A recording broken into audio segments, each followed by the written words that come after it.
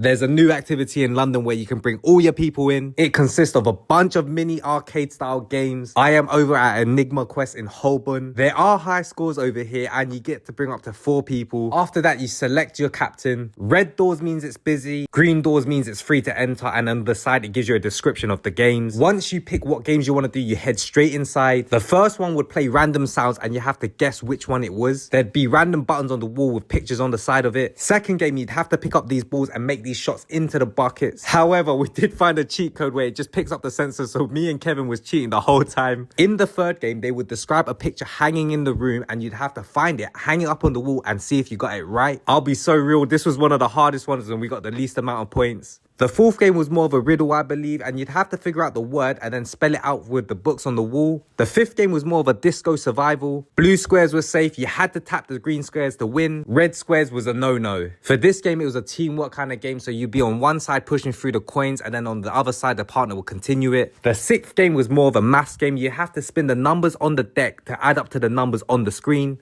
The seventh was my favorite. It was a big maze with a ball in the middle and you basically have to jump around with your friends to try get it into the green light. I was sweating after that one. And then on the eighth game, it was more of a slingshot game. You get a bunch of balls and there's a bunch of targets and you have to try smash it out and get as many as you can. The ninth game was more of a general knowledge game. They would have a bunch of random questions and you'd have 4 buttons to press A, B, C or D. The last and 10th game that I played was an obstacle course where you have to press the light. Now these were all the games that I managed to play within the 1 hour time slot. But I'm telling you, there was so much more that I didn't get to try out. Once you finished up, you do get to see your scoreboard.